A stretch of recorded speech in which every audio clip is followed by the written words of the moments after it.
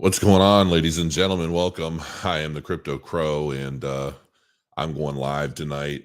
You'll have to excuse me. I've got a big old dip in. I've been just chilling with a little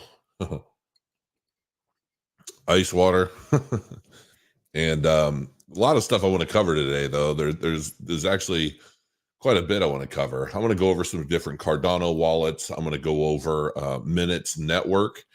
It's actually a paid segment, but it's one that I'm actually finding pretty interesting. I'm going to learn a little bit more about it with you because I'm curious as to your feedback on this, what you know about it, if you've heard about it. It's actually really interesting. And I do paid segments, obviously, here and there, but more often than not, a lot of the paid segments I do, as I let you know, are just very uninspiring. They're not that impressive to me.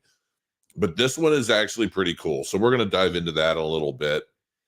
I've got a tax nightmare that I'm going to share with you that I'm suffering through right now. This no fun has had me extremely stressed out to no end. Yeah, we're just going to talk about a lot of stuff. We're going to look at Bitcoin's price. We're going to look at what's going on. And we're just going to kind of hang out. I don't know how long I'm going to be live. I just know I'm not going to sleep anytime soon. So I thought I would hang out with you guys. So we'll see what's up. Cheers. Hold on. What is this? Have you seen FLDT token on Cardano? I have not. Tyler Berry, what's going on, man? My dude. Jason Rhodey, what's going on? And I understand that, Cardano wallets, BT price, and my tax nightmare probably isn't all that interesting to some, but we'll see. Fun fact, Cardano next in line to be put on DEX tools. I know, I saw that. I saw Crypto Capital Ventures post that on Twitter because apparently he's the one that uncovered that. And I really, really like that guy. I really do. I hope he remains legit as hell forever and ever because I'm a big fan. I like what he does. I like his content. I also kind of like how he can make anything exciting in the sense that he can talk about anything. Like the price of anything could drop 80%, and he'd be like, I find this very exciting and I'll tell you why. And I'm like, tell me more. Like, I dig that. ADA is actually not doing bad. And I'm going to show you. Cardano really is not doing bad. I have to tell you. I guess what should we talk about first? Let's talk about, I'll update everybody on this. This is Validity. And yeah, ADA's been holding like a champ. Absolutely. So this is my Validity account. We've seen a lot of ebbs and flows in Validity's market price, but it's up 2% with everything else. Currently trading at 71 cents. I'm at about $428 worth of yield so far. So it hasn't spiked recently, but it's actually not doing too bad. I mean, it's holding and it's doing all right, given all things considered. So, I mean, at one point, I think it was up to like 86 cents. So it was really pumping for a minute. And then it corrected with everything else. So timing has just not been fantastic. But hey, it's all right. I'm not disappointed.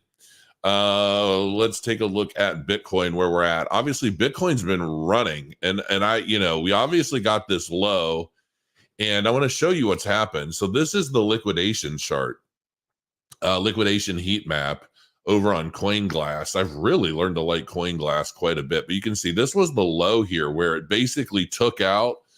I mean, it was at 58,209, and it always it always blows my mind when I think how excited all of us were when like CME futures and all of that stuff started launching and people started using leverage and trading Bitcoin. And it's just like, this is the result of that, folks. I mean, this is legitimately, this is the result of trading with leverage, market makers. Market making in general is like one big scam for the most part. I don't know if you guys realize this, but market makers are basically, especially for new projects, because a lot of new projects that are well funded, I mean, they basically run to exchanges, they hire market makers, and they orchestrate how much they want to get out of their token. And ultimately it's using a lot of us, you, I, me, all of us as liquidity for what they're trying to accomplish financially with their tokens. And, I dabble in so many different things. And a lot of what I do is like a learning experiment. And it's basically to try to better understand what's going on, and why certain things happen the way they do. And just kind of understanding the stuff that most people aren't familiar with or don't get to see. And it's actually really, really interesting stuff. But oftentimes what I discover, what I learn, is just not very promising. Like, it's just not good. There's always some seedy underbelly to just about everything. And it really is kind of disgusting, but it is what it is. It's the world we live in. So, but you can see over here, I wonder if it'll let me blow this up. I don't think it does. That's the only thing about this. It doesn't let me really blow things up. But anyway, you can see the liquidations basically happen. I mean, they were all wiped out. I mean, there was some really, really high green, like you can see here, the high green. I mean, this is basically like about 400 million, about $400 million up around the $65,000 price range. And I think that's where we might be heading now. We may have had our last big Bitcoin price crash, and we may be reversing, but I don't know. And because there's just nothing down here. There's nothing down here for the market makers to start chasing. I mean there is, but in the grand scheme of things, this 80, 90 million looks a hell of a lot less interesting than $400 million up at around 65,000. And as we continue, we may start seeing more liquidations up here at 66.5. We're looking at 320 million, and then it just continues to go up. And of course, as we start moving, the price and these liquidation points are ultimately going to continue joking. I was reading a comment while I was talking. Yeah. So if we look at ADA, however, we can see ADA is currently trading at around 38 cents, and it basically had perked up to around 39 cents. And but hey, I mean, it was at a low of 36 cents. This is on a 4-hour candle, so just within the day it went from 36 basically up to 39, and it's settling around 38 cents, and it could continue to move up. Now, we've got this hard fork coming, which my developer has updated me on, and basically explaining that, listen, we're going to get this done. His goal is to get the Crow node updated for the Chang hard fork by the end of this month, so likely this week. And hopefully that helps. I wish there was a place that I could go. If you guys know, let me know. But I'd really like to find a place that I can go and see like how many nodes have updated to getting everything ready for the Chang hard fork and the introduction of Voltaire. Because I'd like to know, like, is there a way? It's kind of like we have these the calculators where, the Bitcoin halving is roughly going to be around this time based off of this, that, and another thing, and the blocks and everything. It's like, I don't think we have anything like that for Cardano. So yeah, that's we're getting a little bit of a leg up. Maybe this is just some temporary relief before another leg down. But if I'm looking at the liquidation heat map, I'm not going to, I think this might be it. We may start, turning around and start heading to $1 Cardano from here. I would love to see that. And I was actually looking back. I was doing this tonight, and I was looking back at the history of all of the different Cardano eras. And I was trying to figure out what happens with the price during like the periods of time where we're trying to prepare for the new Cardano era, whatever that may be. Byron, Shelley, Allegra, Mary, Alonzo, Vassal, hard fork, Hydra, layer 2, and then now we're heading into the Voltaire and Democracy, which obviously is the biggest of them all, in my opinion.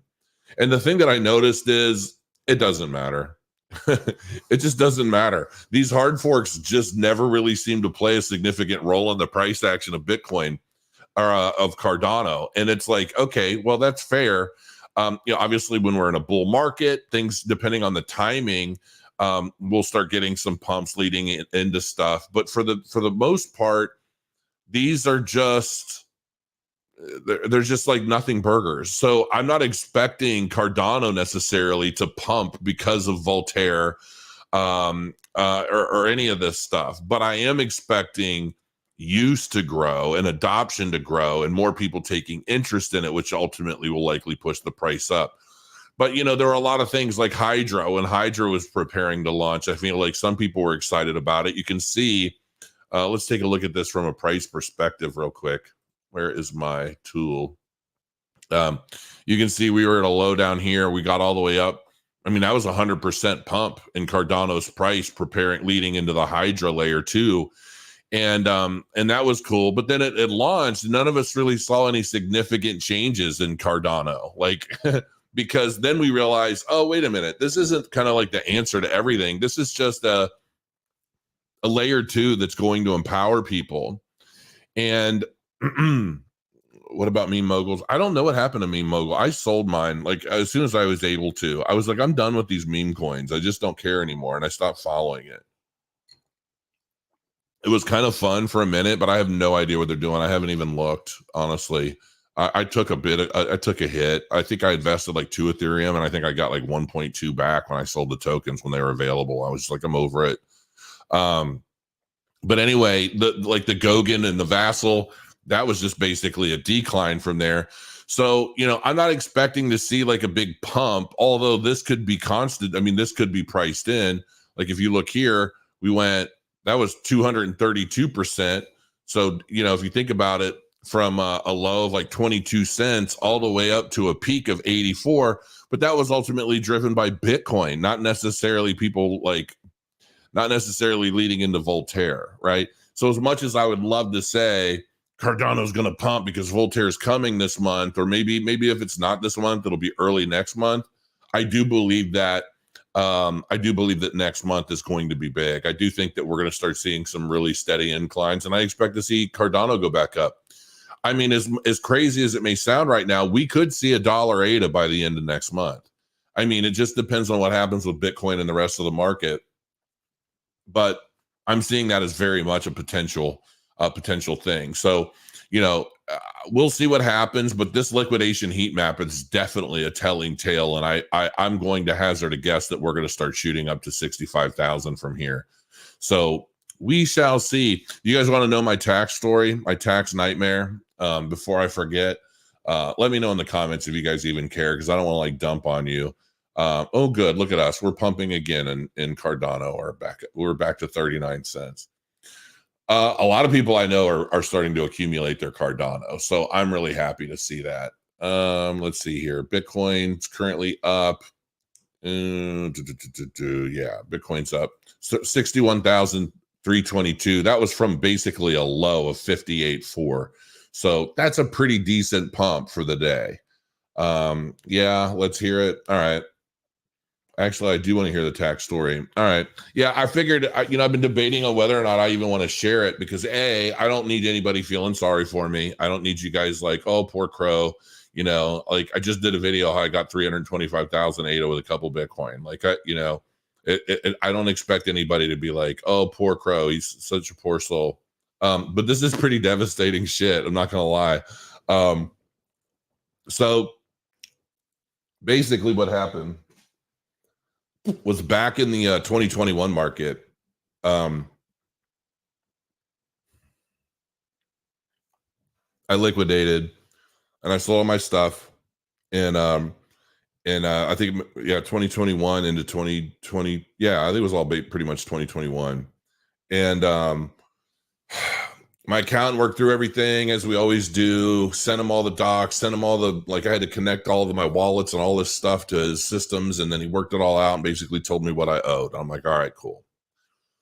And when it was a 6-figure tax bill, I mean, it wasn't small. But I'm like, all right. So, he asked me, he's like, do you want to pay that out of the account I have on file? And I'm like, sure, no problem.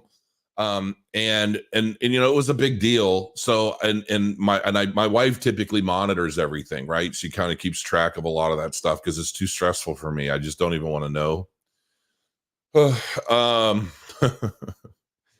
So we actually watched the amount leave our account.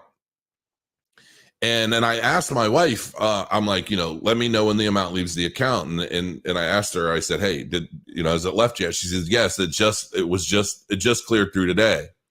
And I'm like, okay, great, done, right? It wasn't done.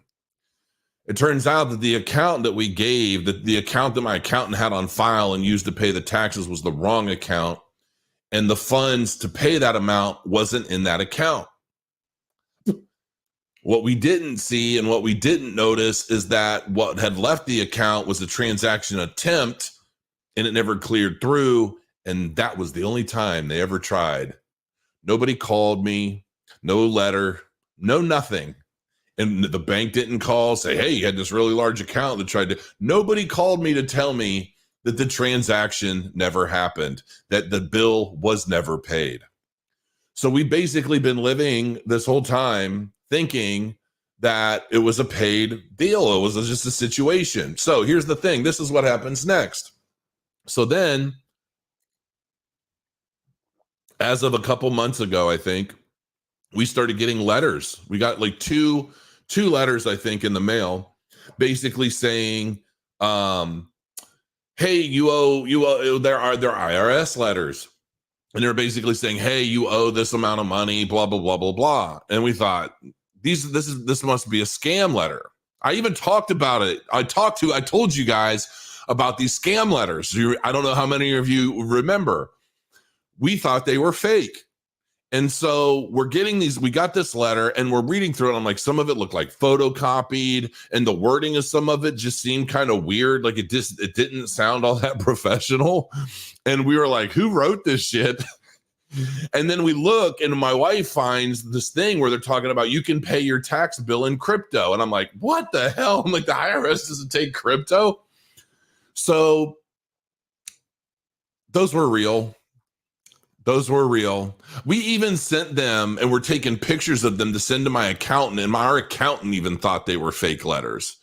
And we didn't call the number on the letter because we thought they were fake. So we figure, well, if we call the numbers, it's just going to be some call center scammer that's going to basically just start pressuring us to pay them money. Like we really just thought, and it's like, how do you verify what's real?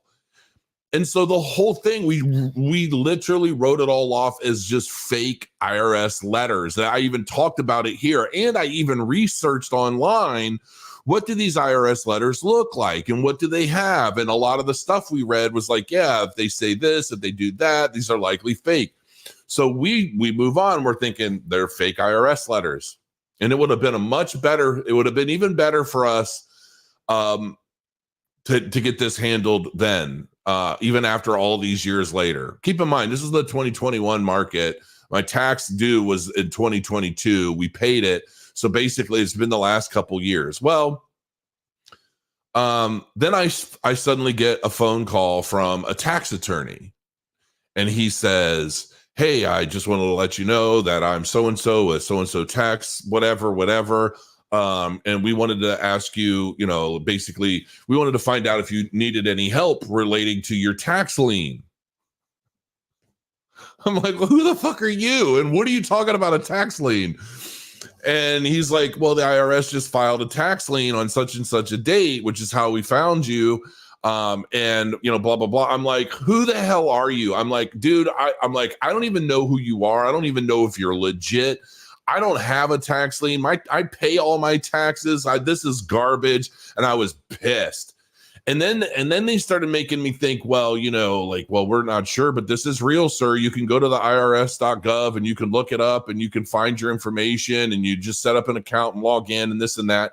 And you can verify everything we're telling you. This is very real. This is real. And then he had somebody else who was on the line start talking to me. And then I felt like I was being ganged up on, almost like a pressure sale. And I'm like, listen, I'm going to get to the bottom of this. I'm going to find out and maybe I'll call you back. But I'm not going to talk to you guys anymore. And I'm definitely not giving you any personal information. And they're like, that's okay, sir. We'll follow up with you later. It was all real.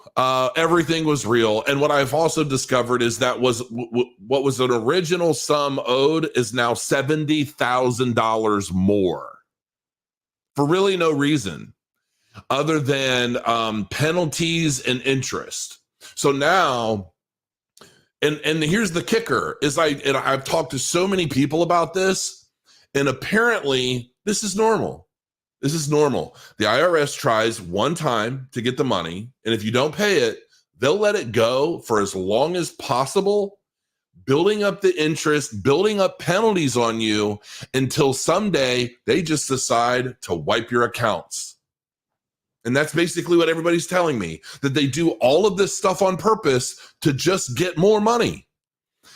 And we've been living and doing all the making all the decisions we've been making based on the idea that that has all been paid.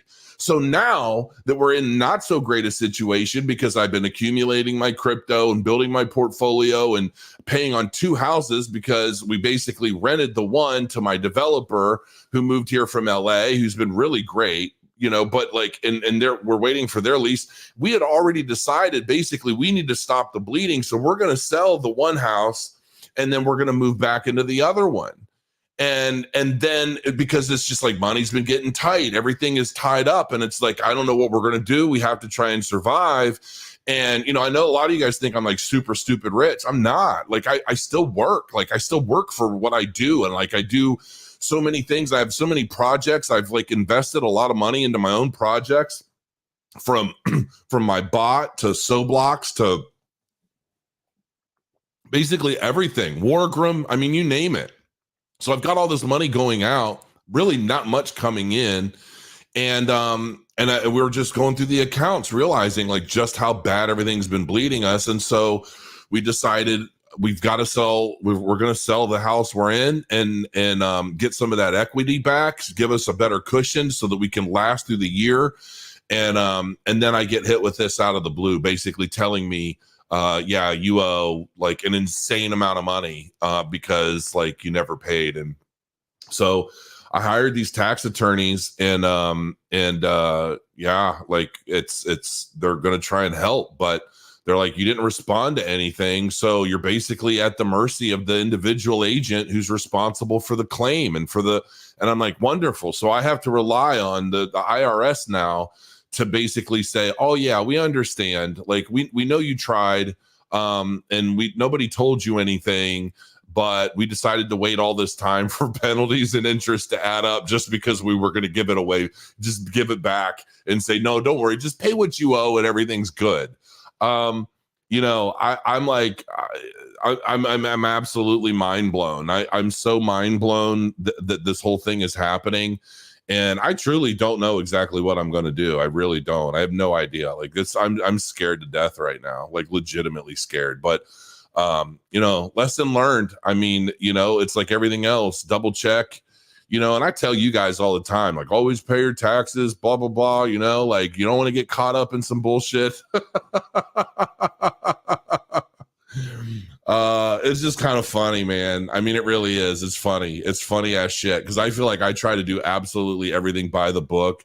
I do everything I can to keep my nose clean. I don't fuck with nobody. I don't really try to do anything. And I still end up caught up in this kind of bullshit. And I'm just absolutely mind blown that it's even a real thing. And just the way everything is being handled is just mind blowing. So I don't know, man. Maybe I'll have an agent that's got a heart and like they can look and see like everything that we did. And we tried to make everything, we tried to pay everything immediately on time. Like, but just something tells me, based off of everything everyone's telling me, like they don't give 2 shits. They will wipe you clean and smile about it and collect them. It's like the whole thing is just absolutely insane to me. So anyway, that's my tax nightmare story. And, you know, hopefully that helps you guys. Like when you pay, make sure you give them the right account number and double, triple check it. Maybe check it a week later just to make sure that something didn't happen, because they're not going to tell you shit. They're just going to say, well, we stopped by, you weren't home, and we're gonna tax the shit out of you on the tax. And you know, anyway, this is exactly what I was asking. Like, how do you verify it? How do you verify if the shit they send you is legit? There's no way to verify. That's the whole point. And, you know, this is a call for Cardano, because this is kind of if there was a way that I could have verified the letters were real outside of like calling a number supplied, because like, how do I know? Like, there is no way to verify any of this shit. So what happens if I call the number, it is a scam, It's an operator that sounds all good and all professional and everything, because they knew a ballpark of what I paid or what I thought I paid in taxes. It wasn't the exact amount. And I knew exactly what I paid because I cried when I wrote the check. Or no, I didn't write the check, but I cried when I saw the amount. I'm like, oh my God, this is so much. This is insane. I can't believe I'm paying this much. But I mean, it's like a good problem to have, you know, paying so much in taxes, I guess. But it was just like so mind blowing to me that I was basically paying that much money. But the numbers that were on these letters were not the same amount. And they were saying I hadn't paid, like, you know, in like a couple of years. And I'm like, there's a couple of years I didn't have any income at all. There was nothing. I've been living off of everything I had achieved and everything I had done in 2021. So there really wasn't much income to talk about. So, you know, it would, like, none of it made any sense, which further led me to believe this has to be fake, because wherever they're getting their information, the numbers aren't the same. So this is all the more reason why this isn't real. And there's no way to verify anything. It's not like there's a secure number, a secure line, or anything you can call. And apparently, like, until they throw a tax lien on you, there's no way to even know that anything that's happening is real. It's like you're just supposed to be like, oh, okay, I got this letter in the mail. Here's like X number of dollars for you, and I hope you're fair, you're real and legit. But anyway, yeah, it's whatever. Just opt out of the system. You know, listen, man, I really don't have a problem paying taxes. Like, I know that a lot of our money is being used for all kinds of craziness right now, but I also know that, you know, listen, I know enough to know I don't know shit. And that's the truth. You know, we can complain and bitch and scream and moan that so much of our money is going over to Ukraine, and they put all these narratives out to us like, wow, we got to support Ukraine and this and that. And, you know, it's like, listen, we all know what the money's being used for. Well, I mean, at least some of it.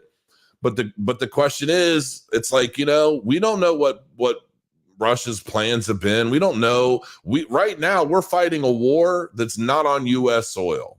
And I know that we're fighting a war basically that doesn't involve US troops and Americans dying. And I'm not saying that one death is better than the other, but I'm saying I don't know all the details. For all we know, you know, like, maybe the money that we're sending over there is somehow playing a role in helping keep us off, like keeping like US soil out of war. I don't know. And it's like, you know, politically we can say whatever we want, but there's so much that we don't know. Here's the reality. Here's the real fucking truth of everything that I believe in, politically and otherwise. If we know it, it's probably not accurate. That's what I believe. That is truly what I believe anymore.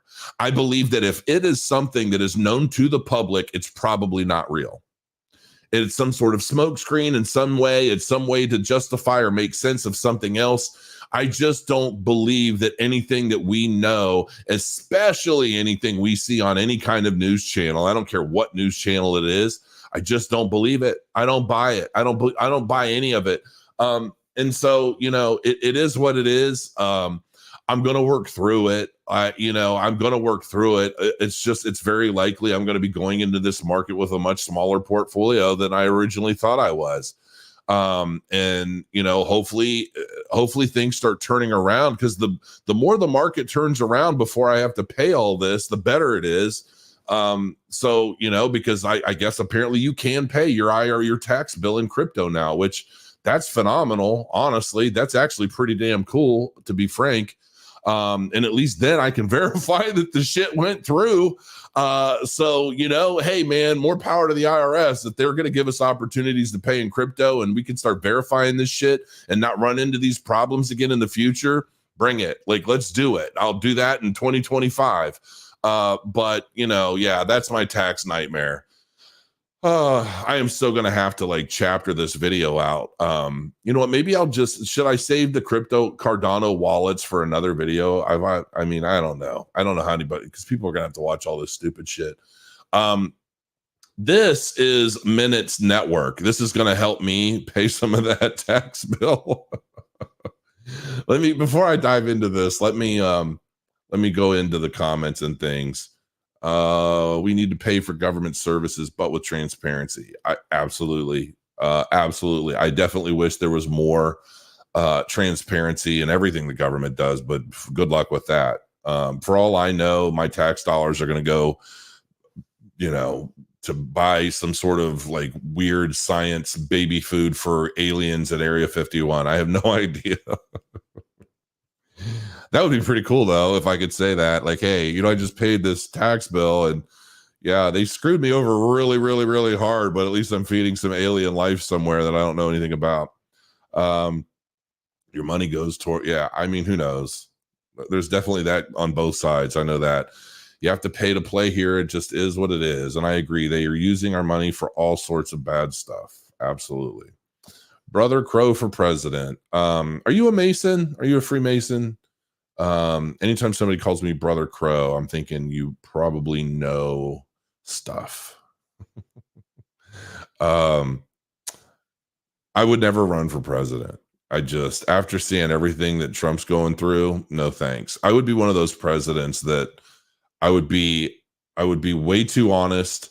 I would say, my wife always jokingly tells me I'm on the spectrum, and I probably am to some degree. Obviously high functioning if I am, but I've had other people tell me the same thing. I probably am on the spectrum to some degree.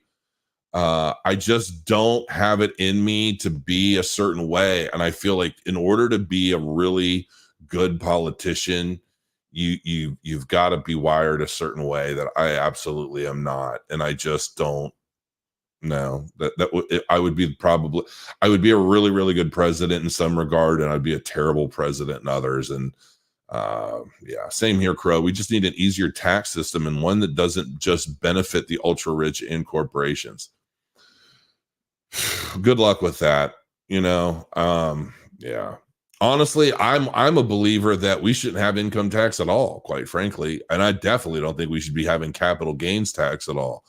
I believe that, what I believe doesn't really matter. But I saw something about Trump talking about how he would try to get rid of the income tax. And I just laughed. I'm like, how many people died just to get the income tax? Like really prominent, important people. Like, look at who was on the Titanic, for God's sakes. Like, go do some real digging into the Titanic and who was on board, and Jekyll Island and those conversations and things. Like, this stuff is all planned by elites that we couldn't touch with a 10-foot pole. It's funny because we think that our politicians are the elites that are really running things. Folks, they're not. They're all puppets. That all of the people that are elected, they're not. I mean, whether it's a fair election or not, money can buy elections just by marketing. The same way meme coins. Like, you want to know what an election is? Look at a meme coin marketing campaign. You've got a piece of shit pet rock being pumped all over the place with marketing dollars, creating narratives and ideas and putting things into people's heads that's going to make them want to buy that pet rock because they believe it's going to benefit their lives. Welcome to Politics 101. The majority of these people don't give two shits about any of their constituents or anybody that they're actually supposed to be serving, because that's not the game. The game is to win, period. End of story. It doesn't matter how. It doesn't matter who gets hurt, who gets burned. It doesn't even matter what the outcome is of your reign in politics. The only thing that matters is that you win and that you're ultimately pushing forward an agenda that's of interest to those helping you with your campaign contributions. That's it. That's all politics in the U.S. is today. There is no, like, I'm going to help save the world. I'm going to help benefit the people of the world, and I'm going to go run so that I can change the world. That is not a thing. And if it is a thing, it's quickly erased or you are removed. You're removed in an abundance of different ways. But that's why, when people talk like deep state this, deep state that, all the deep state is to me is just career politicians that are so interwoven into the very fabric of our country that they are able to do things that you know, like a newcomer would not be able to do. They know things that most people don't know. They keep their secrets close to their chest, and they operate in a way that doesn't put them generally in any kind of political danger. And you know, that's it. You know, that's it. Love those 87,000 new IRS agents. Listen, I don't have a problem with IRS agents. I don't. I actually talked to an IRS agent in the past with those Bitcoin ATM machines, and he was cool as hell. And he understood. I mean, he needed to make sure that I wasn't making any money off of those ATMs, that I wasn't disclosing, or I wasn't doing anything with the ATMs I shouldn't be. And I'm like, and I sent him all kinds of shit. And I had to wait for like, I don't remember how long it was. I had to wait a few days. And I'm like, man, I hope I didn't do anything bad. And he came back and he's like, you're good, man. You know, and he told me, he's like, if you don't hear anything after so long, you just consider that like there's nothing to be said anymore and everything's good. But I think I confirmed, because I can't handle uncertainty very well. You know, like now, like the uncertainty in my entire future. Yeah, like that sucks. Yeah, like I don't process things well like that. I don't like uncertainty. I like A's and B's. I like dotted I's, crossed T's. I like everything being the way it's supposed to. And I'm pretty sure he confirmed with me that everything was fine. And he was super cool, like, you know, and he told me, I think he was a new IRS agent. And yeah, I'm pretty sure it was IRS. It was either IRS or SEC. I'm pretty sure it was IRS though.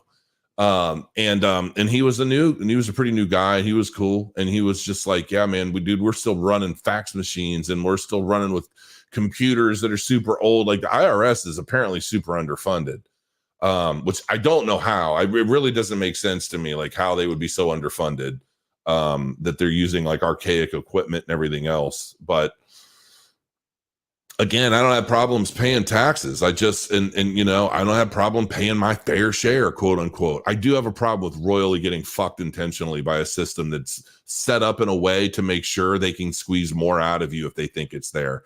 That is bullshit. That is not a fair share. That is like a racket, like in my opinion. The only thing to do is to keep stacking ADA. Yeah. True story. It's a proxy war. U.S. is using smaller countries to fight. I saw it on a stream that had an ex-CIA officer. He said he believes World War III has started, but we're just not actively at war. I know you're talking about too. I'm thinking that was Joe Rogan and the ex-CIA guy. Gosh, I can't remember his name now. Super cool. And he's got like white hair. He's on Joe Rogan probably every few months. And I know what you're talking about. I watched it. Here's the thing. When I'm not in crypto, I am studying and watching everything I can as it relates to politics, finance, you name it. Like chances are most people haven't seen something I haven't seen. I just don't commentate about it. I just don't talk about a lot of that stuff. So, you know, Dustin Capers, I'm praying for you. Thank you, man. I need it. I need it. You will get it all back times 10. You know, it's not. Yeah, I mean, I'm sure. You know, I'm sure it'll work out one way, shape, or form somehow. You know, like I'm a fucking fighter, man. I'm gonna deal with it.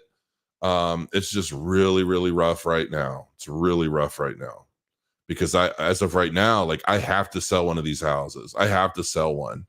And we only moved here because we were like, well, we didn't really like where we were that much. We loved the house, but we didn't like the area. It was super boring. Everything's an hour away. We're just like, what are we going to do? Well, let's try this area. It's a bigger city. We'll see what's going on. And, you know, and I probably shouldn't have put as much down as I did. And like my concern now is, okay, well, we're just going to list them both and we're just going to live in the one that doesn't sell and then hope the equity helps me like pay this stuff off with and leave me a little extra to put in the accounts to basically live throughout 2024. You know, like once things really start getting kicked off, I generally have more paid segments that I can do. I have to figure out a way. I have to figure out a way to like kind of help. Yeah, I have to figure out a lot really. That Ukraine rant was epic. I don't even, did I just go on a rant? I don't even know I was ranting. Learn trust law. There's a difference from being a tax evader and being tax exempt. Yeah, I'm not a tax evader at all. I mean, if I was the only thing I've ever tried to do to like help my tax situation was move to Puerto Rico, and that was the biggest mistake ever.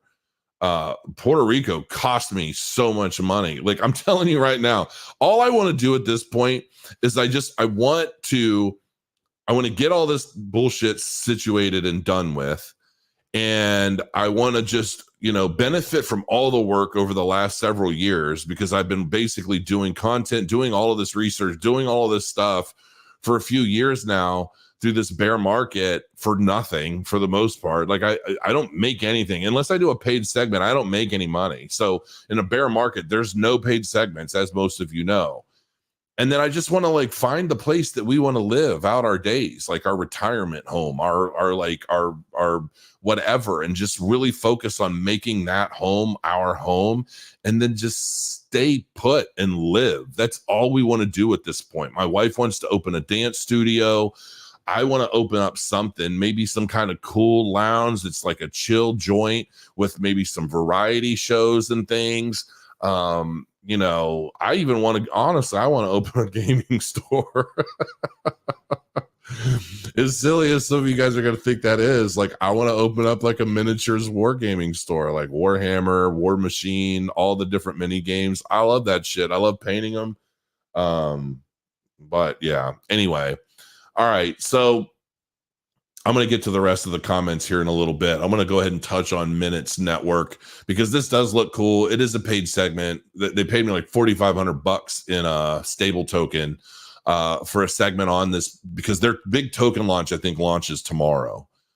Technically now, or today. It's 12:30 a.m. right now. And their token sale launches today. And I want to dive into it because this actually looks really interesting. And I legitimately want to learn more about it. Global Interconnection Partners, World Mobile is a partner of this. And it's funny because I'm just seeing that. And as I was looking at this earlier, I'm like, I bet this is something that could really, like, I wonder if they could work with World Mobile Token or World Mobile. And I guess they are. So that it makes a lot of sense. So let's dive into this. I feel even better about this now that I saw that. And I'm probably going to even cut this into like another individual video for other people later. Lowest cost international termination. Minutes Network leverages existing and new proprietary MinTech technologies to provide voice carriers worldwide with the highest quality international terminations at the lowest market-beating prices. Telecommunications powered by the blockchain. Minutes Network terminates your international calls via the highest quality routes at unmatchable prices. Our unique integration between telecommunications and the blockchain means we will always be placed first in your least cost routing tables. And here's the thing I don't understand. I don't know fully how like roaming and things like that work nowadays. Because like, is there such a thing as roaming anymore? Because I really don't know. Wholesale voice communication, a breakthrough for wholesale least cost routing. Minutes Network brings customers our unique world-class wholesale A through Z voice termination service. Powered by unique proprietary MinTech engineering, we are able to sustainably deliver world-class service at unmatchable prices, backed by the commitment and expertise of our international account management team. Tier 1 routing, no blending guaranteed. Minutes Network's breakthrough software delivers the highest possible call quality via our pure, unblended 100% tier 1 CLI routing. We are the only telecom service utilizing distributed blockchain technologies to promise uninterrupted uptime. This is cool. Discover Mint. Now, let me know, because I saw this earlier and I did want to play this for you guys. I don't always play videos from the websites, but I did want to play this for you, but I want to make sure you guys can hear it. So I'm going to have to go down below. Let me know if you guys hear this when I start playing it, if you don't mind, because this is interesting. I watched it already.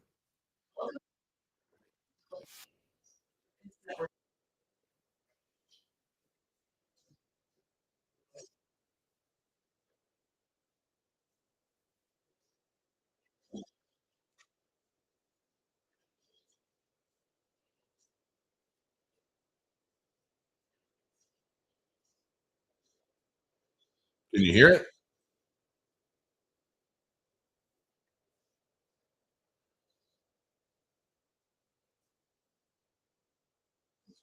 Uh, all right. Here's what I want to do. Yeah, for whatever reason, when I stream on this system, you can't hear my web interviews or my web stuff. So I'll post the link. You guys should check this out. Like seriously, not just because it's paid, but this is cool. Um, you guys need to check that out.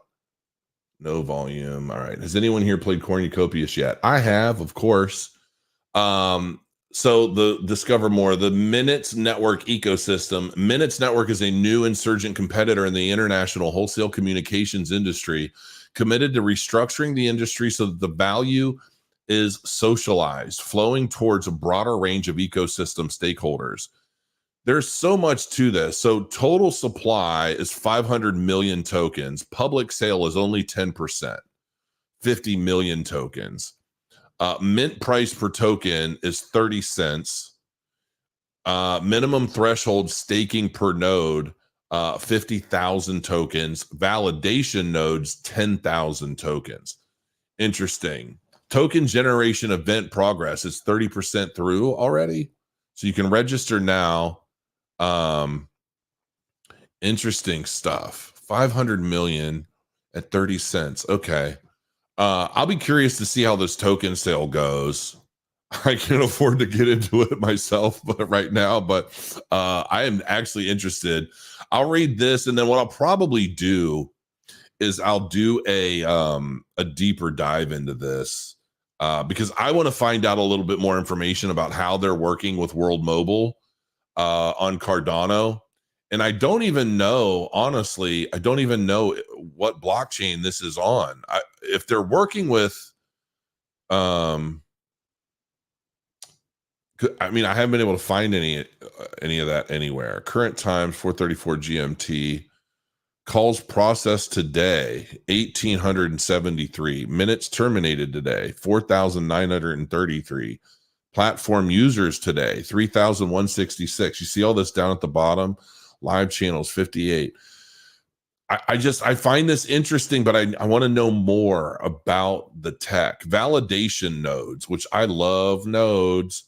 Total validation nodes 2,500.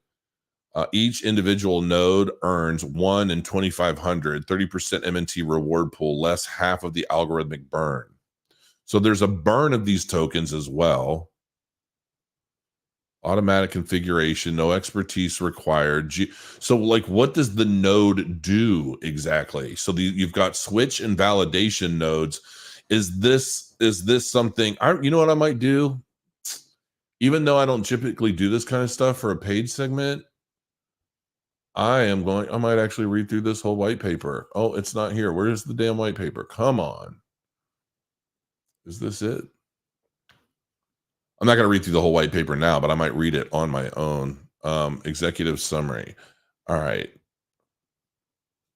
I'm going to look real quick and see if this talks about. Maybe I need to zoom out some. Let me just get a little zoom, and a boom, boom. All right. Well, you guys can't see that. How do I get rid of this? There we go. All right. Now maybe we can all see it a little bit better. All right. Minutes Network is a voice call termination provider operating in a market that generates annual revenue close to $251 billion.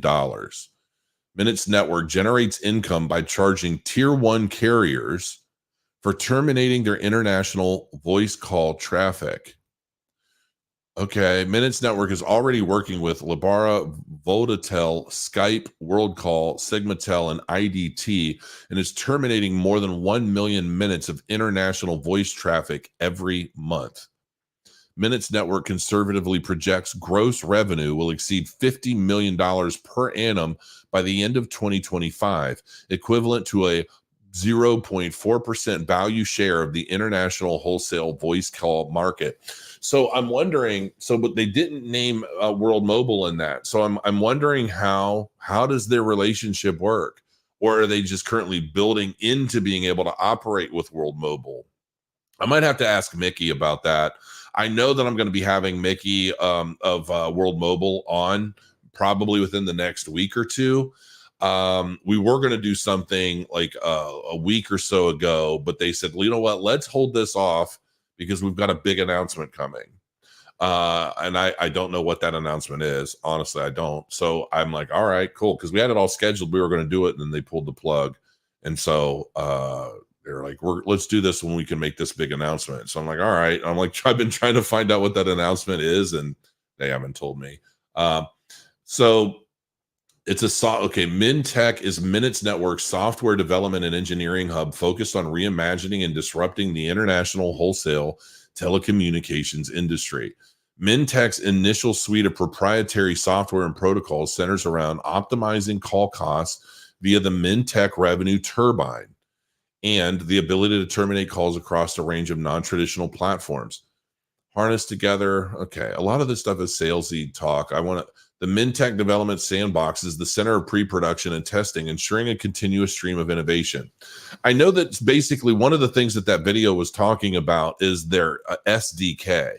And ultimately the SDK allowing you to basically plug into their system with just about any app, enabling these calls, and then utilizing the tokens for these calls. So okay. So MNT utilizes the Ethereum blockchain to decentralize and distribute telephony infrastructure and create the reward-based sharing account. Okay.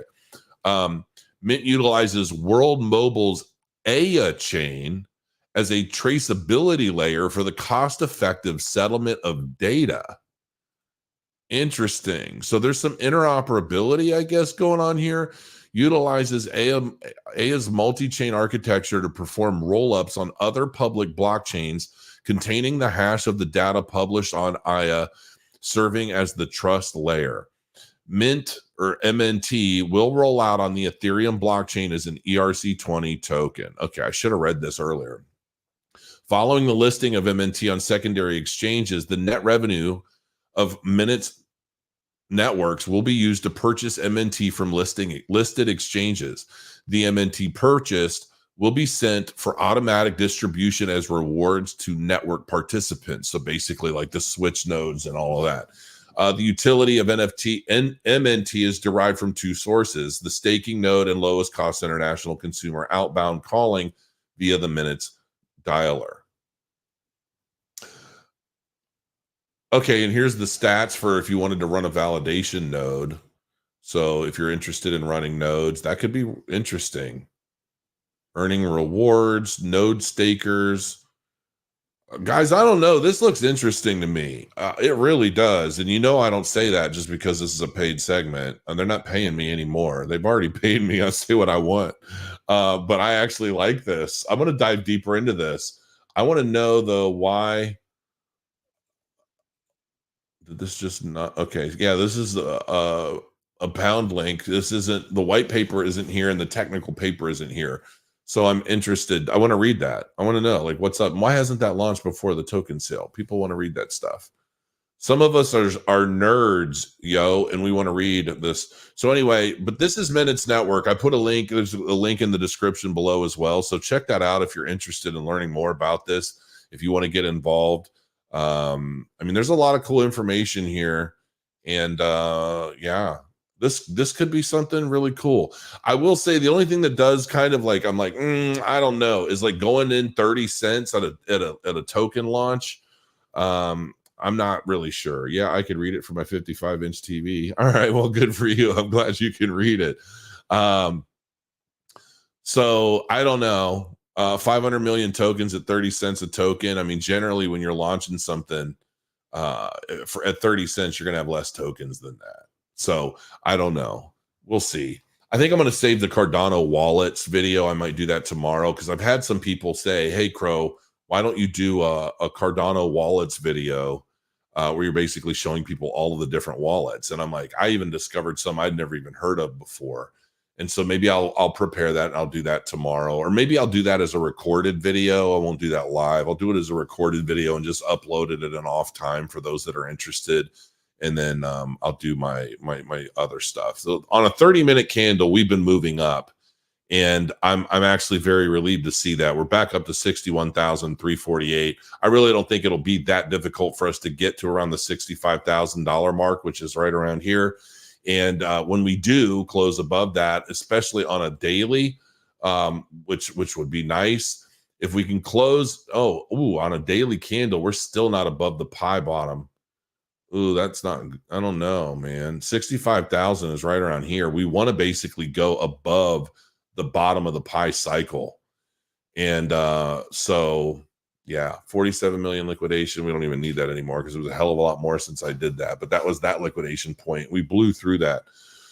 So, you know, some people are saying that we could get into the $58,000 range, but we were there already. We hit that. All of that has been liquidated. So at this point, the only real money for the market makers is up around the $65,000 mark. So I don't get it. Why would there be relevant with what? Oh, I don't get it. Why would they be relevant with WhatsApp being around? I'm not sure, but I don't like WhatsApp. So, I mean, you know, can you give us your top 3 Cardano wallets for us to research? I mean, yeah, I can do that. So I guess this will be a Cardano wallets video. You ask and you shall receive. Number 1 wallet is Dataless, folks. I know some of you don't like Dataless because it's here's the thing. I prefer Dataless, and I prefer using Dataless wallet on a computer that I don't do anything else with. And that's it. You know, something if you can store it somewhere safe and secure, preferably off location, outside of where you live. You know, I know that it's slow. I know that it takes a long time to sync, but you're also downloading the entire blockchain, folks. Dataless wallet is ultimately maintaining a block. It's maintaining the entire blockchain on your computer. So if you haven't logged into that wallet for a while, you have to sit and let that download. You have to download all of the blocks minted, right? And I know that that's not fun for a lot of people, but I find that to be the most secure and honestly kind of the most fun. But that's me. I'm a Cardano nerd. And I like the idea of having like the Cardano world at my hands. But, you know, that's my number 1. And it's one that, to me, has proven the most secure and reliable. But I really like Eternal as well, even though I don't really use Eternal that much. And because it's like, it's kind of, Eternal to me is like DOS to Windows. It's like there's so much data and there's so much information about everything related to your wallet and your address, which is great for people. But it's just like I don't really find myself eager to use Eternal that much. So I don't use it really that much, but it is a good wallet and it's one that has been proven to be pretty secure and pretty reliable. So I do like it for other people, even though I personally don't use it that much myself.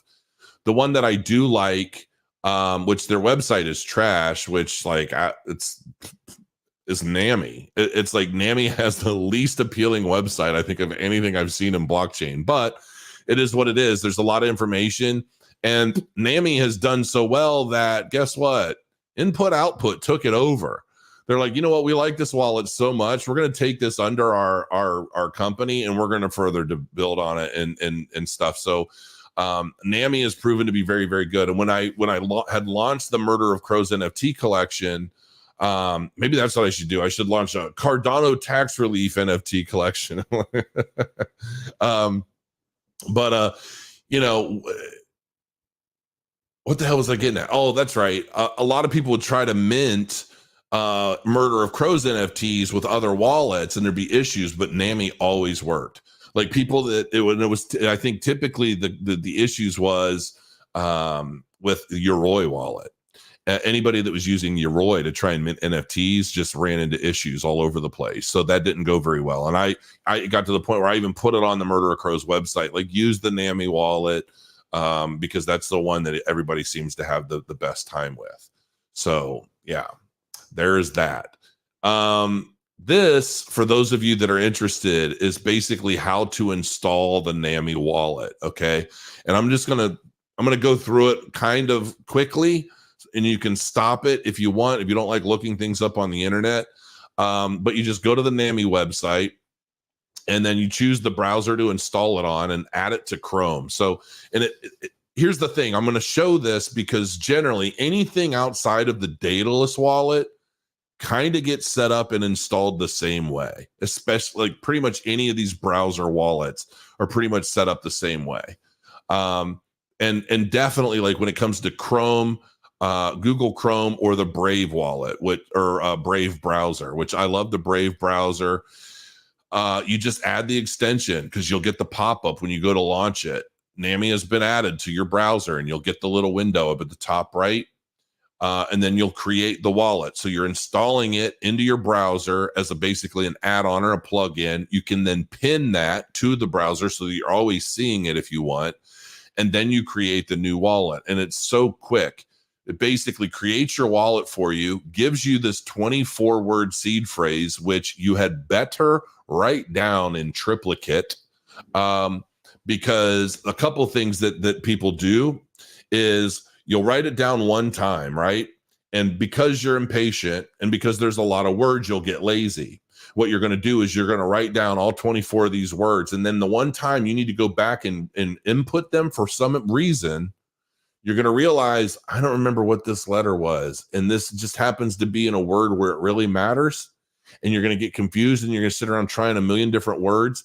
Or you're not going to realize that the word that you're typing in is wrong because you made your O look like an A, or your A look like an O, so forth and so on. So if you write it down in triplicate, then as much as that sucks, you can then reference them and be like, oh, well, it looks more like an A on these two than it does on this one. I must have been lazy on that one. And it's an easy way to figure out. And that's a tip that I'm sure you've never heard before on YouTube or anywhere, but that's the truth. And I know that's the truth because I've done it. So it's just one of those things, man. When you're talking about writing down 24 words 3 times, you're like, you know what? I don't really want to deal with this. But what you don't want to do is you don't want to write them down on your computer, and you don't want to put them in like a text file on your computer hard drive or something like that. You don't want to store your seed phrases anywhere digitally. Let me just tell you that right now. You really don't. But you make sure that you write them down, because then what's going to happen is you're going to have to verify that you wrote them down. It's going to ask you to verify your seed phrase, and it's going to give you what number. So you're going to say, okay, word number 5 is this, word number 15 is that, and it'll give you 4 of those. And then once you've added those correctly, it'll let you move forward. And then that's pretty much it. Once you create your account name and you set your password will be how you log into that wallet from then on. And then your account name is just a self-identifying thing so that you know, well, maybe this wallet is specifically used for my NFT stuff. This one's used for random meme coins or whatever you do with them, because you can have, obviously you can have more than one. And success, you've created a new wallet with Nami. And it really is super easy to do. It takes all of maybe 5 minutes. But I really like Nami. And like I said, it doesn't matter if it's Nami wallet, Lace wallet, which is another Cardano wallet. Personally, I find Lace to run a little bit slow. I feel like it's always updating. It's always doing stuff that takes a while. It looks really nice. It's probably one of the prettiest, cleanest wallets once it's loaded and done.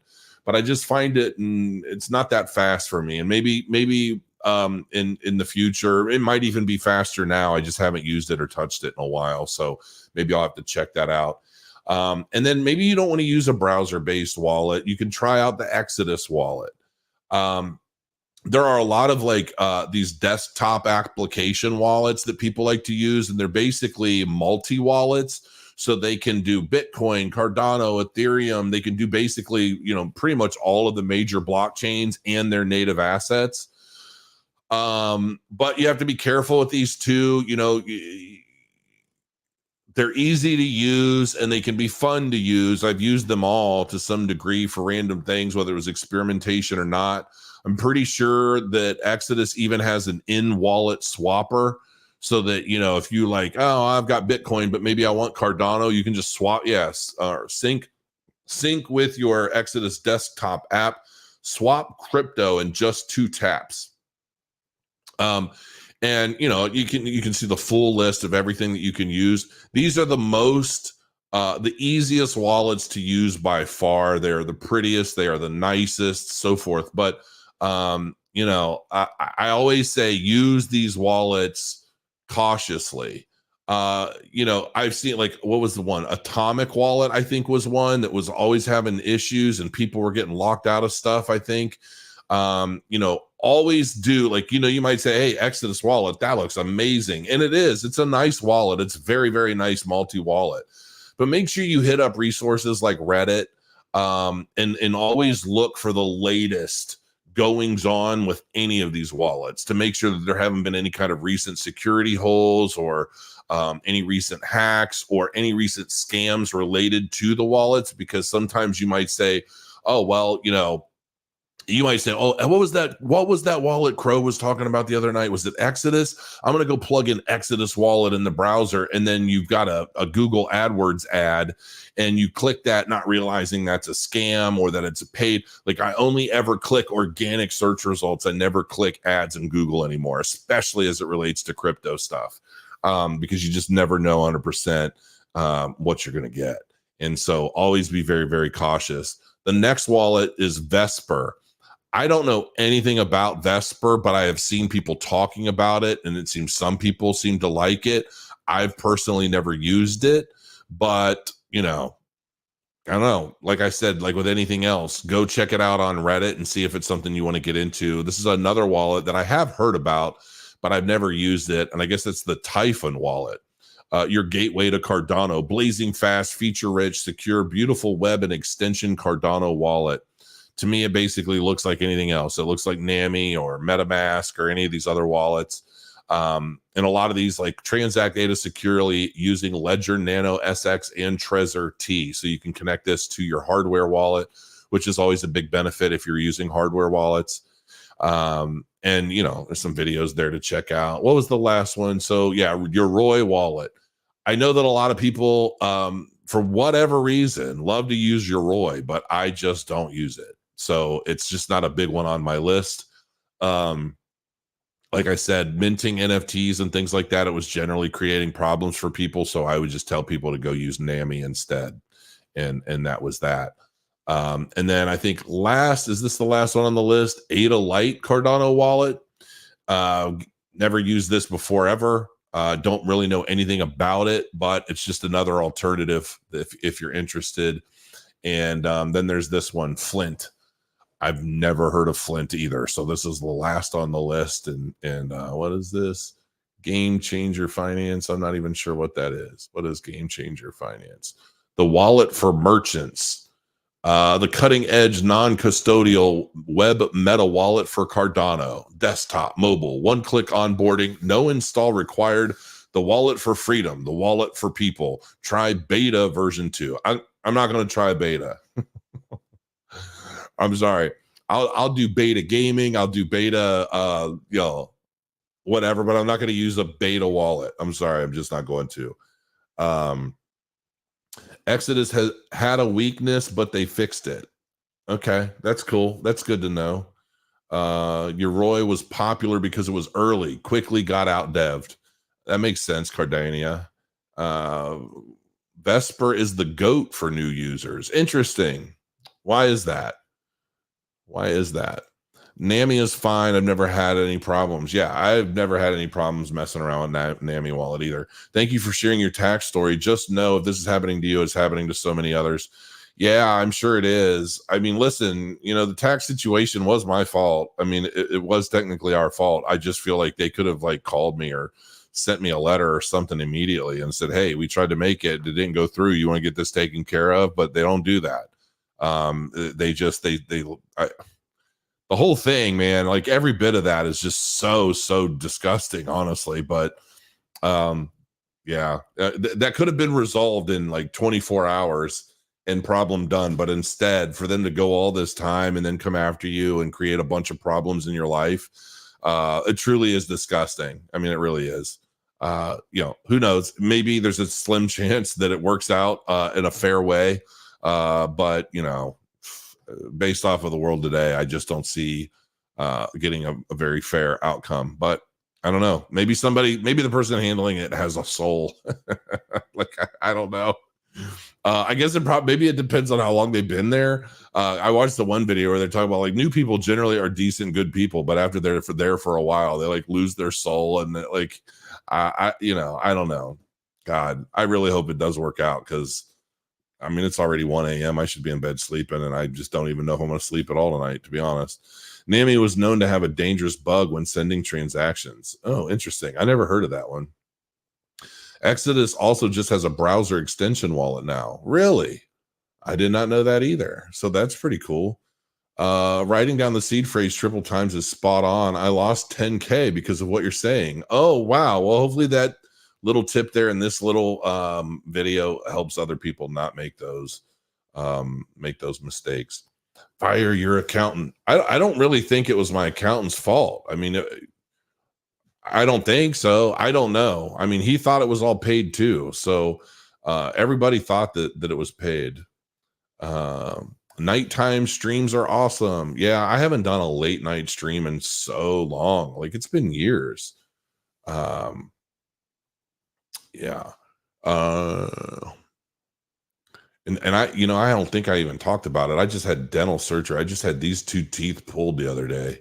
So now I've got all these stitches and stuff in here, and it's just like, ugh.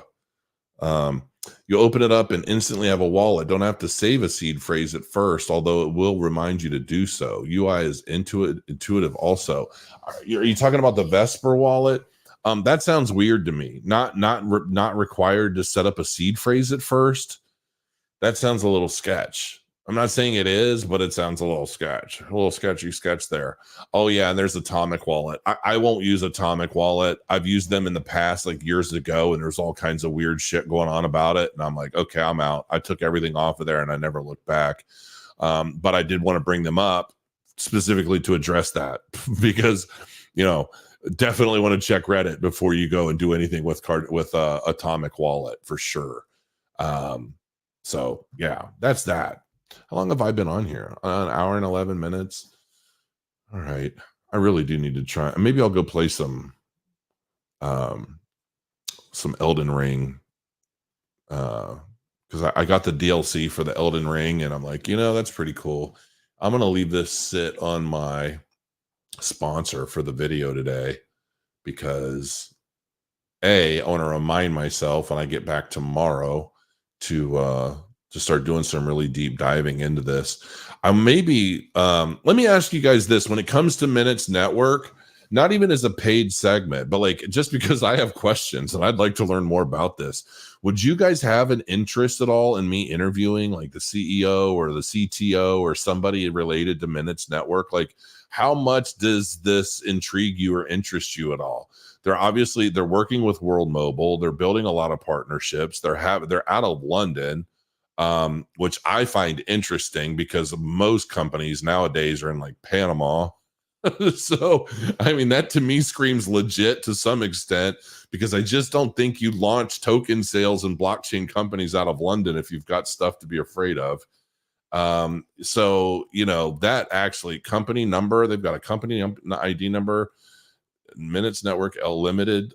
Interesting stuff, man. I don't know. I am genuinely interested in this. I want to learn more. I wish I want the white paper. That's the thing. I actually like diving into a white paper and getting all the little nooks and crannies. So Minutes sounds like a good interview. It's nice to hear people involved explain their project. Yeah. I agree. IOHK purchased Nami a few months ago from the devs. Yeah, I know. I said that. IOHK took over. We have worked with the Vesper. Oh, Drip Drops. What's going on, man? We have worked with the Vesper team on a few projects, and those guys are top notch. I mean, that's good to know. Honestly, that's really good to know. Crow, do you play Helldivers? You know what? I know that Helldivers is the biggest craze right now. I just can't get into it. It feels so monotonous and redundant to me. And like if I want to play monotonous and redundant, I would at least play like Diablo 4, because at least there's some variety. I felt like when I was trying to play Helldivers, I was just doing the same shit over and over with like a different color palette. And I was just like, this is boring. I don't know. I love Baldur's Gate 3. That was the biggest game Baldur's Gate 3, in my opinion, is quite frankly the best video game ever created in humankind. Hands down. Baldur's Gate 3 is beyond anything I've ever played in my entire life. And I would say outside of that, I would love to say the Fallout franchise is second. But quite honestly, man, the Elden Ring probably got more time out of me than any other game outside of Baldur's Gate 3. Like, I'm still planning. I'm taking a break because I had like 3 playthroughs going on Baldur's Gate because I would always play it at night when my wife's asleep and I was done working. And you know, I still want to go through beating the game on hard mode. I haven't done that yet. I tried it once as a solo hard mode, and I got killed like 20 minutes in, and I was like, all right, I think I might just do this like with a big group. But I did beat it recently on I forget what level I played it on. I think it was normal or whatever, but I did beat it solo, which is actually a lot of fun. I actually found beating Baldur's Gate 3 solo more fun and more easy to control as I was playing a Gloomstalker rogue. And that was actually pretty fun, man. And it really was. So, yeah. Yes, more minutes network information. All right. Yeah, I agree. Can you talk to Big Pay and have a session on USDC?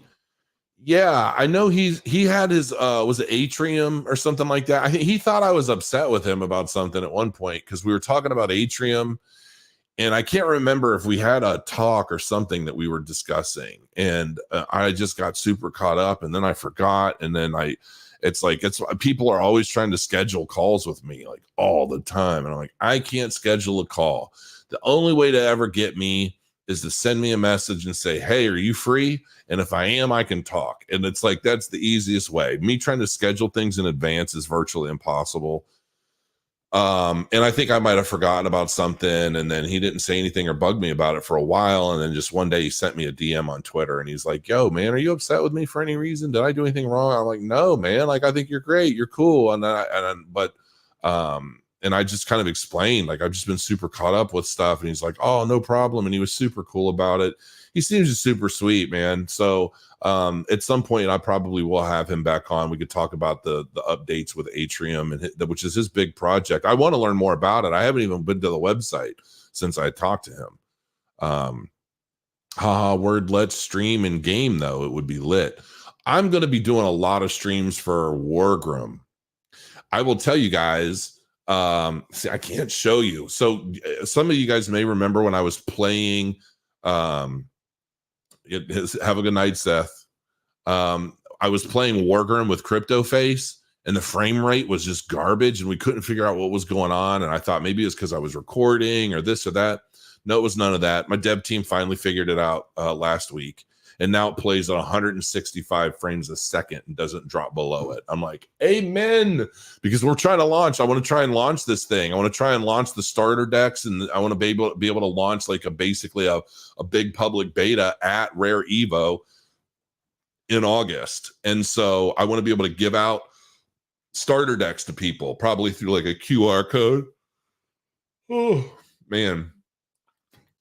And yes, don't worry. I'm going to be playing people. I'm going to be playing Wargram against people when we get ready to launch that thing. That's your TCG. Yeah, Wargram is my trading card game, and I can't wait. So I'm not even going to bother pulling it up now. It's just wargram.io. Yeah, I'm getting super excited. I know they're working on it. The booth, our Wargram booth should be pretty cool. I could probably show you some stuff. Like, this is the backdrop. That'll be the big wall behind us.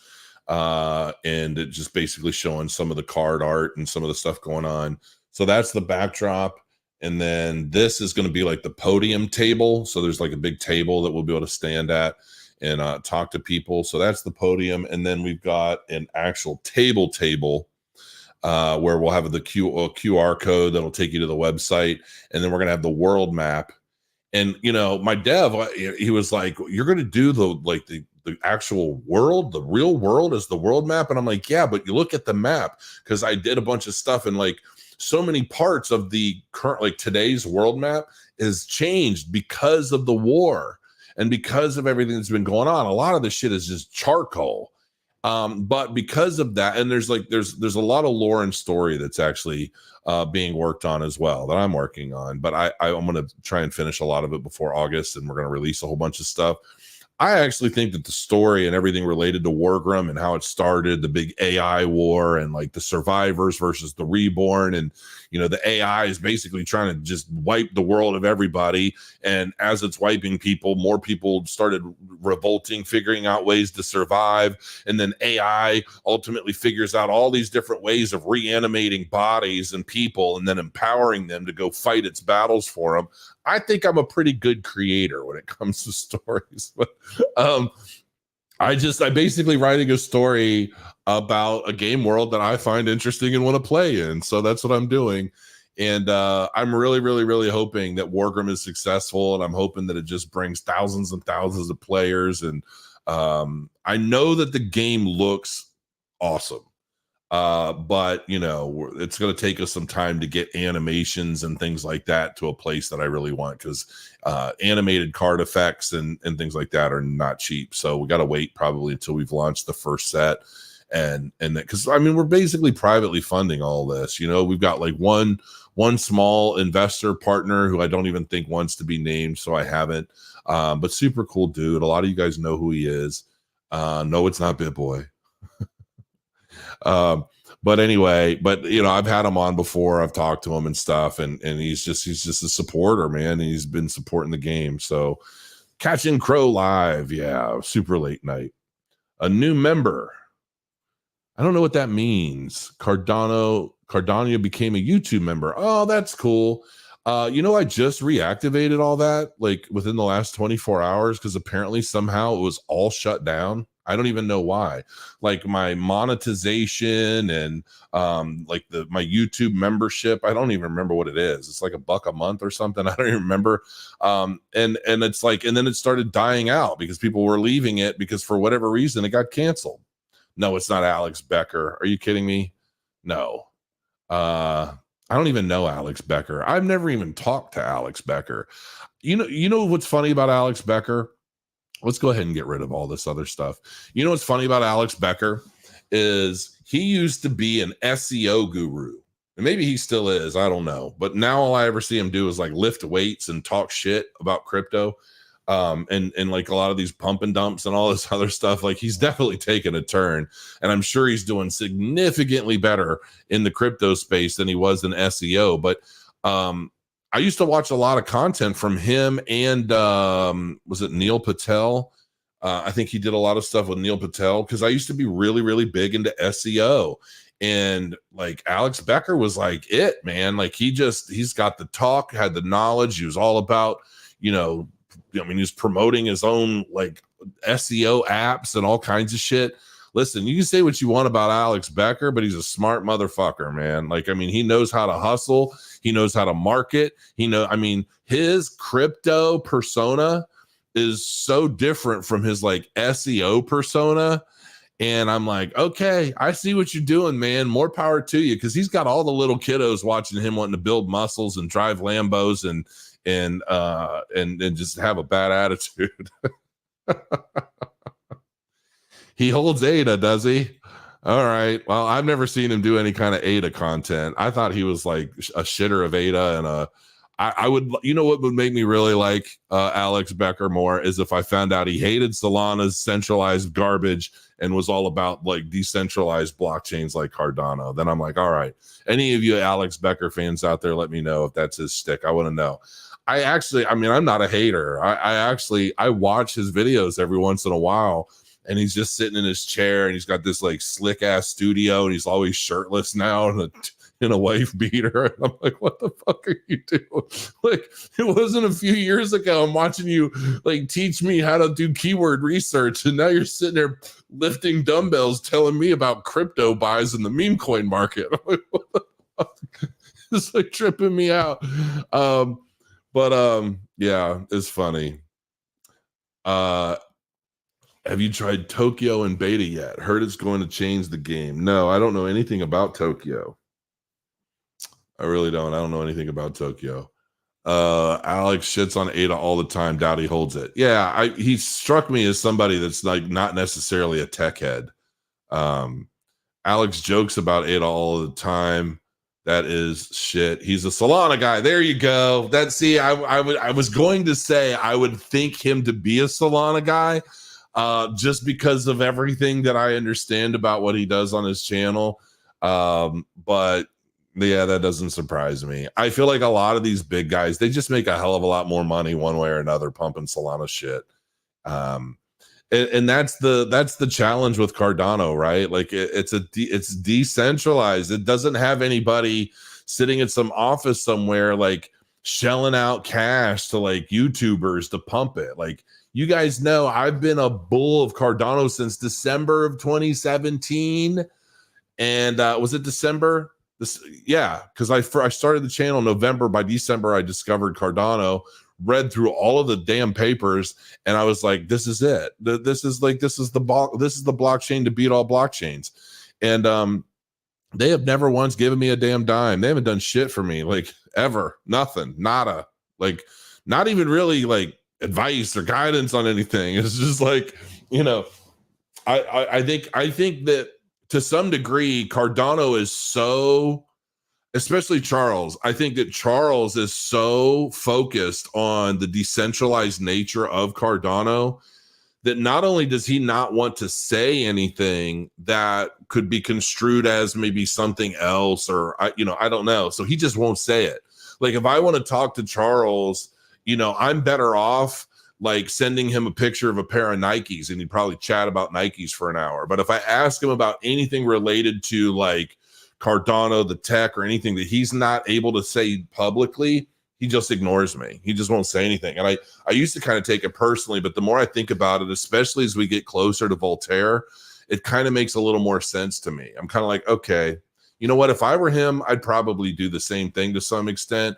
I would at least probably say, you know what? I don't feel comfortable discussing that because of XYZ, but I appreciate the question. Like, I don't know, something like that. But then who has time to do that 1,000 times today to every schmuck that's got questions, right? So I don't know. At some point, you probably just like ignore a lot of that. But yeah, and then you got Solana. I just saw something about Solana that I'm like, oh shit, if this is real, at least don't drop until I've like my stake is done and I've like traded out of it.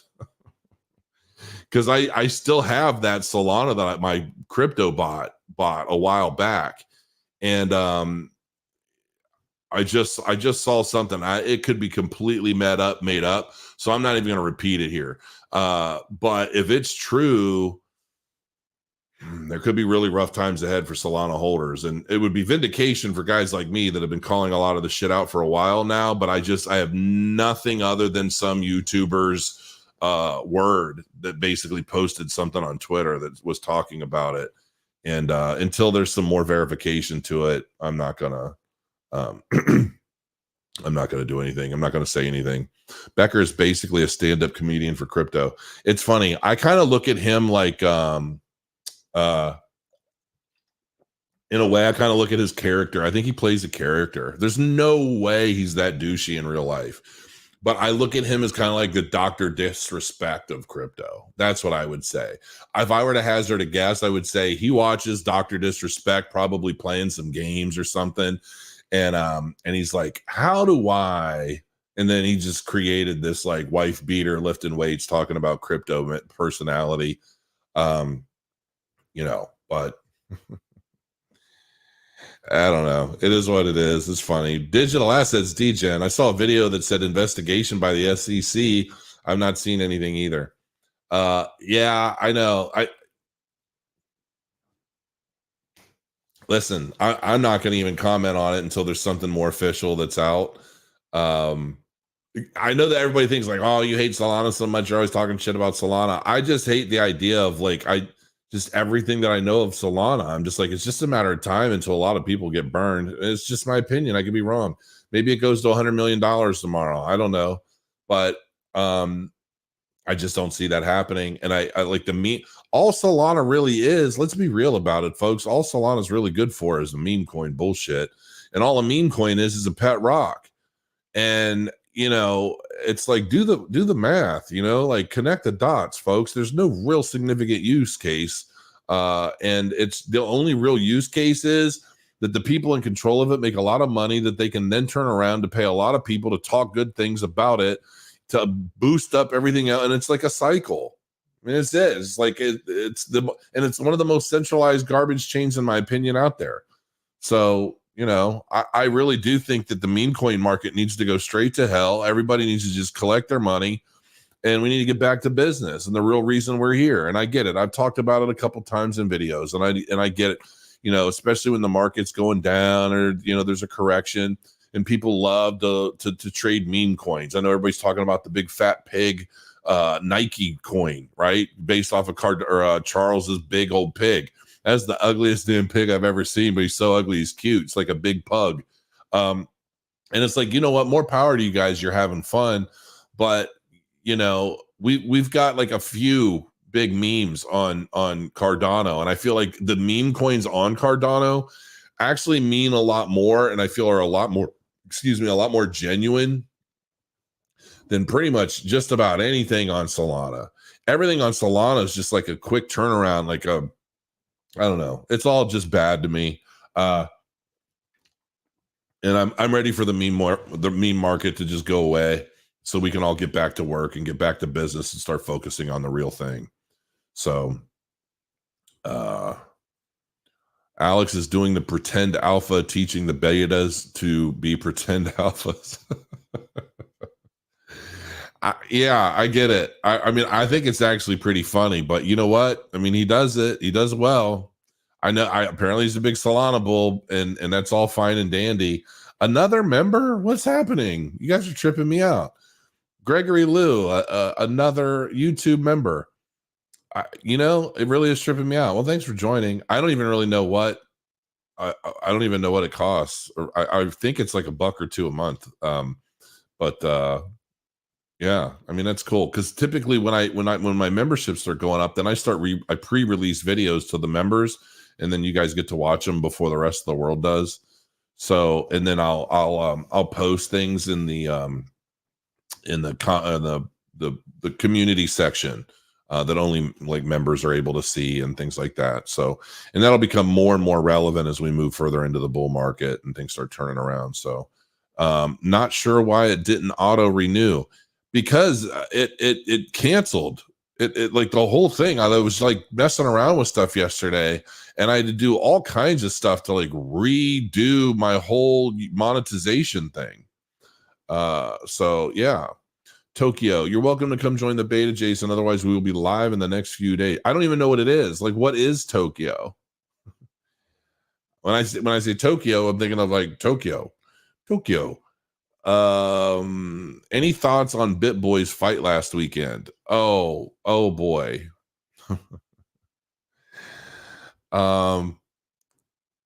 Listen, more power to him, but I felt like he looked better in his first fight. And what's funny is I told my wife, because I watched it all. I'm like, okay, I don't know who this group is that's putting these fights on, but I'm gonna watch them because I was also watching Adam Charles. And I gotta love Adam Charles, but Adam Charles is a wrestler, okay? And I've known Adam Charles for years, but Adam Charles is not a stand-up fighter, okay? He's a guy. He's going to take you down. He's going to try and mount you, and he might do some ground and pound. But he's not a stand and bang kind of guy. He's not a Muay Thai guy. He's not a stand-up fighter. Period. So I'm watching this fight and I'm thinking, not only is he as a wrestler trying to do a stand-up fight, but he's doing a stand-up fight with big ass gloves, which means all of your fight effort is going to take a lot more energy out of you because your punches aren't going to do as much damage and they're not going to have the same power or efficacy as like maybe a 4-ounce MMA glove or a 6-ounce MMA glove for that matter.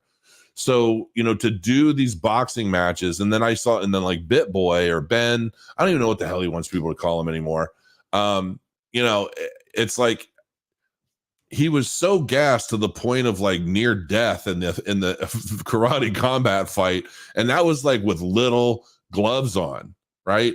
And now he's going to do the same thing in a boxing match with bigger gloves, and I'm just thinking to myself, man, this is not going to go well. This is not going to go well. I honestly, and like, here's the thing you guys don't understand. Any of you guys that have never trained or like been in an actual fight before, when you're throwing a punch and that punch misses, it's like half of your soul leaves that punch. I mean, like, it is so exhausting to throw whiffs.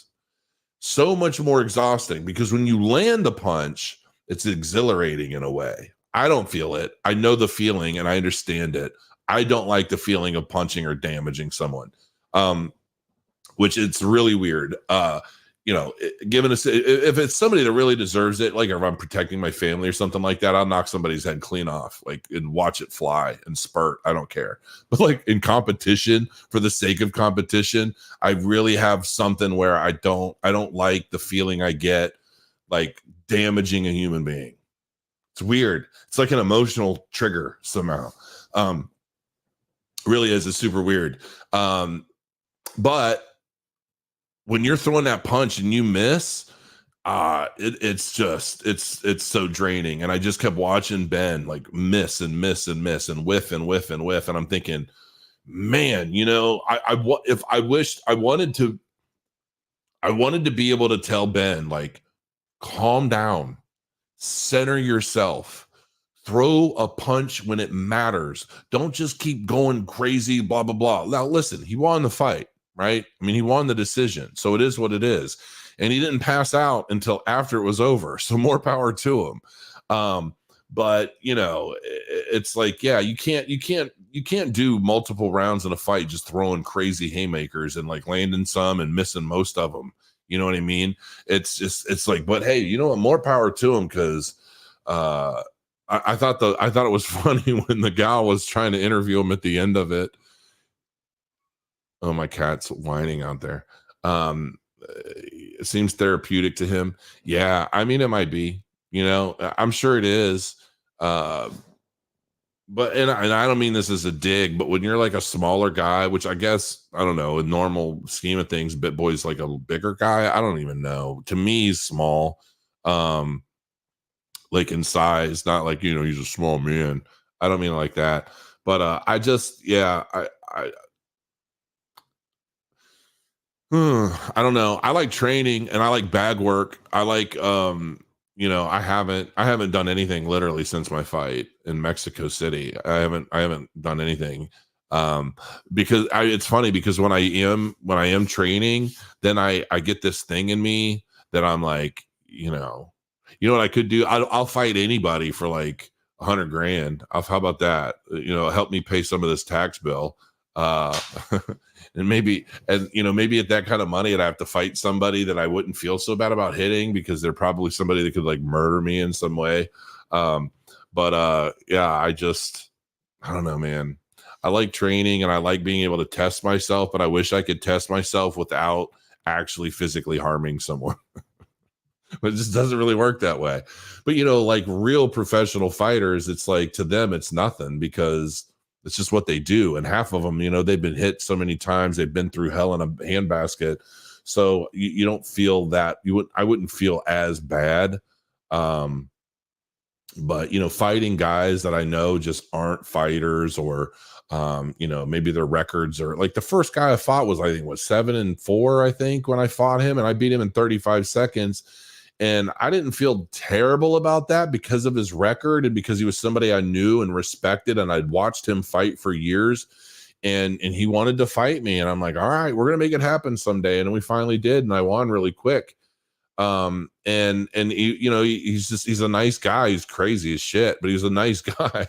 And then like the situation with Moon Daddy, I'm like, he wasn't a fighter at all. He was an athlete at one point, but he wasn't a fighter. And like, I don't know, the whole thing felt off to me. And I didn't like it. And then I thought, you know what, maybe there's a time I'd fight somebody like a Sam Alvey and like really, really train and all of that. But, for that to be worth it, it'd have to be a paycheck worth doing. You know what I mean? It'd have to be real money, like not like some pissy little, few grand here or there or whatever. Like, to fight somebody like that, really putting it all on the line. It'd have to be some significant money to make it worth the time just to train, because the training is the brutal part, folks. The fight itself, like you see, you think a fight could be over in 30, 40 seconds. But the training for like the training camp leading up to it, that's where you get the shit kicked out of you every day. And that's not fun. We're a smart wallet packed with features going live on Cardano in the next few days. Followed by this, Bitcoin and Doge launches too. Development was kicked off on both fronts. Welcome anytime we see you follow us. All right, well, that's cool. I'll send you my bill for the plug. How about that? No, I'm just messing with you. No, that's cool. I've never heard of it. I do follow things on Twitter sometimes when something pops up. Ben needs to come to you for a few pointers. I can tell you right now, man, if I actually trained Ben for a fight, I guarantee you he'd look and feel a hell of a lot better during that fight than he does in any of the shit he's been doing. I mean, I can tell you that for a fact. Because, one of the best things he could do right now is learn how to control himself. And the thing of it is from a fight perspective, you have to have the confidence of your capability to maintain control and to be dangerous. And when you're really new, it's difficult to have that confidence. So you just throw a whole bunch of shit and hope it fucking lands and hope it works and hope you get, you can't do that, man. If you do that on the street, you're going to get murdered, like, period. It's like, you have to be very calculating and you have to stay calm and you have to be able to think through situations, right? If you're just, you're like, windmill and punches and shit, you're just, you do that to somebody that's like calm and collected, you're going to lose teeth, like, period. You're going to lose teeth. You can't do that shit, man. And, the one thing is, we always say, was it, oh my God, like basically like stamina, like no stamina make a coward of anyone kind of thing. So yeah, I'm looking forward to Rare Evo 2. Unfortunately, I wasn't able to help them sell any booths. I thought I was going to have one, and they aren't doing it because their project isn't ready to launch yet. So it kind of screwed me in a way, because then I have to pay my own way again. But yeah, I already booked my hotel, so. And then I think I'm going to try and use like credit card points to cover my airfare, which I should probably try and book here soon so that I can try and get the seats I need. Otherwise, I'm going to be in hell. So maybe we'll try and do that this week. But I'm definitely going to be out there. We're going to have a booth. My developer's going to be out there. My wife's going to be out there. And I know a bunch of people are planning on stopping by from other projects and things. So I'm small. We're all small. George voice. Love you too, Aaron. I saw that earlier. Crow, your tax money. Yeah, tell me about it. I still can't even believe that. I mean, it's going to be so hard for me to fall asleep knowing that this all happened today. He has lost so much weight since 2019 and certainly staying in shape, which is awesome to see. Yeah, that's cool. He's definitely lost a lot of weight. So, Trading War Season 5, I'll be there. I don't even know when that starts. I've checked a couple times. I still don't even know what day. You should fight Joe Rogan, Jason. Just don't let him kick you. Yeah, I mean, Joe Rogan's a beast, man. I mean, I feel like I would have a puncher's chance against Rogan, but I'm sure he's in much better shape, and he's like a gorilla, dude. Like, I feel like I'm kind of a tree. He's built like a gorilla. Like, when I see him, he's got these big fat finger, like these palms with a microphone, and it's just like having someone like Joe Rogan like blast you. Oh God, that would just be nasty. And I've seen his kicks too. I mean, his kicks are just, oh, they're so nasty. I love Joe Rogan. I think I would, honestly, I admire Joe Rogan so much that to fight him would just not work. Like, not, and it wouldn't even matter. Like, he'd probably legitimately just ruin me, if I'm honest. But it would be so difficult for me, and just the way I look at things and stuff, it would be really difficult for me to try and hit him. Like, I'd be like, it's Joe Rogan. I can't hit Joe Rogan. Like, it's just, I don't know. It just wouldn't seem right at all. So yeah. All right, guys, I'm going to go ahead and try and wind down. And it's 1:30 in the morning. I've never done it. I don't know if I've ever been on this late. So, but thanks for joining me and hanging out with me. Um, oh yeah, Sam Alvey has been a lot of fun to watch. Him smiling all the time cracks me up. I really like the Sam Alvey. I talked to him, like I sent him a DM once on Twitter, and I'm like, listen, man, if I were to ever fight again, it would have to be somebody of your caliber. And I'm like, and I kind of sent him this big long thing, like, just like, would you be interested in that kind of thing? And he's like, I think it'd be a lot of fun anytime. He was just like, what the fuck ever, let's go. He didn't give a shit. And he was just so cool about it. And then I'm like, he really doesn't care at all. Like I could have been like, hey, I just cloned myself 4 times and let's try something new. How would you think about fighting 4 of me at the same time? He'd probably be like, absolutely. Why the fuck not? Let's give it a go. So yeah, I like Sam Alvey. And I mean, dude, he's a vet. Like, he's a veteran. He didn't do exceedingly well in the UFC, but he's got a lot of fights. And so yeah, he's cool. I don't know if I'd want to fight him either, but if I did, I would feel okay about it. Like, I would feel okay fighting someone like Sam Alvey and training for it and really going after it. Which I really don't feel I've ever been able to do comfortably, because I don't know, I'm just weird. Like, I really don't want to hurt anybody, but I feel like he's almost indestructible somehow. So it's like, I wouldn't feel bad. And he's got so much experience and he's just been through it. And he's still fucking smiling. And I know that no matter what happened, if I were to fight somebody like Sam Alvey, no matter who won or lost that fight, we would hug it out and be super fucking cool after, and like probably hit the bar or something. You know what I mean? So, and I would be very, very confident in that. And that would give me enough comfort to be like, all right, you know what? I could train for someone like him and like really try and get after it. And I know that it would be with nothing but respect. And I think that's the thing. Like, it would be real competition and a way for someone like me, who has been training on and off for so many years, to really be able to test myself against somebody that I admire and that I really appreciate and I value in the sport. But for me to train to be competitive with someone like him, it's not really about what I'm capable of. It's about how long I'm capable of doing it for. I don't have the gas tank to fight somebody with a big gas tank that's a veteran like that. I would have to really train hard for it. So I don't know. Who knows what the future holds? If they came at me and they're like, hey, Crow, we'll give you $100,000 to go fight Sam Alvey in 2 months, I'd probably be like, all right, send it to the IRS and I'm good to go. Let's give it a shot. But that won't happen. So listen, guys, thanks for joining me. I'm going to go ahead and sign off here, and I appreciate it. And until next time, crow your coins, and I'll see you soon.